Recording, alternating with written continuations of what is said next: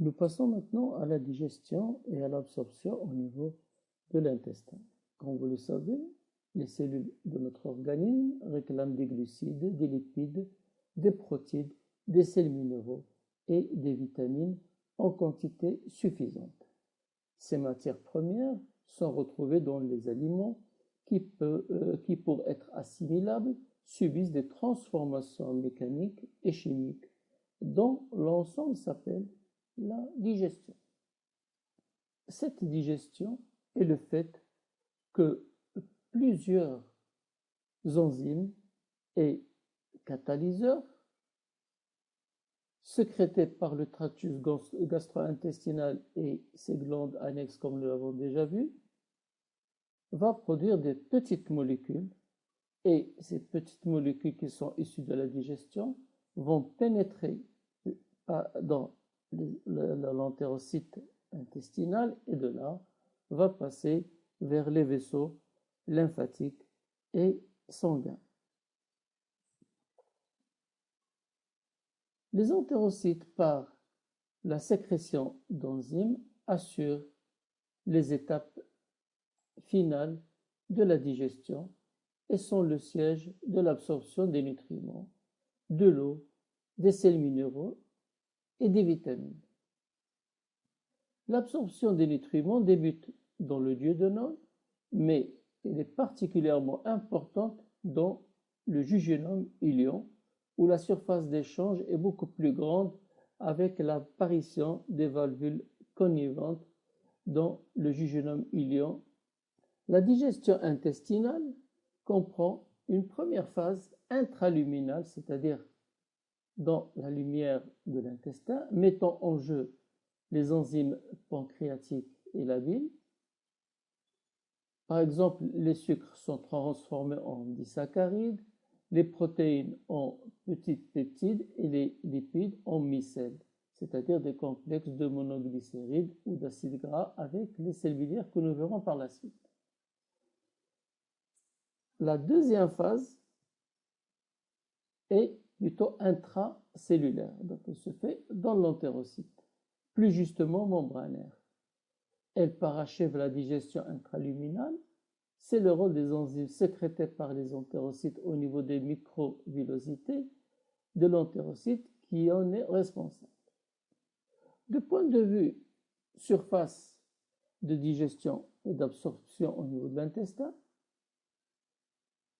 la digestion met en jeu des enzymes et des structures différentes selon la nature chimique des aliments ingérés, qu'ils soient protéines, lipides ou hydrates de carbone, c'est-à-dire les glucides. C'est les différents enzymes qui vont hydrolyser ces constituants sont localisés au niveau de la surface des cellules épithéliales, c'est-à-dire les entérocytes de l'intestin. Cette surface des entérocytes est surmontée par des microvillosités, comme nous l'avons déjà vu auparavant, et qui constituent ce qu'on avait appelé la bordure ambrose. Et l'examen de cette partie en microscope électronique montre que ces microvillosités sont à leur tour recouvertes par des filaments glycoprotéiques qu'on appelle des glycocalyx. Ces filaments assurent un rôle de protection contre l'autodigestion d'une part et un rôle de filtre sélectif des différentes molécules qui vont passer vers la surface entérocytaire et par ailleurs va permettre l'absorption des enzymes comme on peut le remarquer sur ce schéma.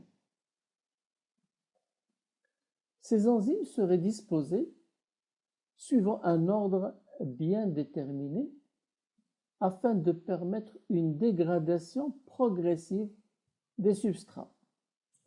La présence du glycocalyx constitue donc un facteur d'orientation et d'organisation de la dernière phase de la digestion intraluminale. On peut donc admettre que qu'à la surface du glycocalyx se trouvent les plus grosses molécules de substrat alimentaire.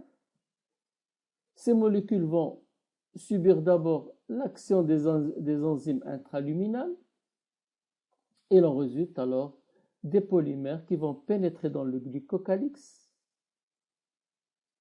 où vont se trouver d'autres enzymes adsorbées, schématisées ici par des petits rangs. Ces polymères vont alors ensuite subir l'action de ces enzymes et vont être transformés en trimères, en dimères, et puis seront hydrolysés par les enzymes de surface en monomères. Ces derniers seront ensuite pris en charge par les transporteurs membranaires que nous verrons par la suite pour faciliter leur absorption vers l'intérieur de l'entérocyte. Alors la digestion ayant transformé le glucide en sucre simple, les protéines en acides aminés et les graisses en glycérol et en acides gras peuvent traverser la paroi digestive et passer par la suite dans le sang et la lymphe. C'est essentiellement l'intestin grêle qui est le site de l'absorption et qui est spécialement adapté à cette fonction par l'existence de différenciation au niveau de sa muqueuse. Cette différenciation donc, est liée à la présence de replis et de villosité qui va augmenter largement la surface absorbante qui est d'environ au moins 600 fois plus grande à celle par rapport à une surface lisse. C'est ce qui va représenter entre 200 à 300 mètres carrés. Chaque villosité intestinale dispose d'un réseau de capillaires sanguins avec des artérioles et des vénules au niveau desquelles va se faire l'échange entre l'entérocyte et le système vasculaire, et au centre duquel passe un petit canal situé dans l'axe central de la villosité qu'on appelle le vaisseau chélifère et qui va être connecté au système lymphatique. Au regard de l'absorption, chacun de ces deux systèmes a, bien entendu, sa spécificité. L'absorption est un mécanisme complexe combinant des processus simples de diffusion et de transport facilité ou transport actif. Alors, ces mécanismes sont de trois types. Alors, il y a le mécanisme de diffusion qui traduit le mouvement à travers des canaux protéiques, c'est ce qu'on appelle la diffusion simple, ou en liaison avec des protéines de transfert, c'est ce qu'on appelle également la diffusion facilitée. Il y a aussi le transport actif qui nécessite l'apport d'énergie pour le mouvement des ions et des molécules en liaison avec les protéines de transfert. Les pompes donc sont des systèmes qui associent un transporteur et de l'ATP. Il existe également un autre type de mécanisme d'absorption qu'on appelle la pinocytose, par lequel un petit volume de contenu intestinal est englobé par la membrane épithéliale. Ce type d'absorption permet l'ingestion directe de grosses molécules, essentiellement des grosses molécules protéiques.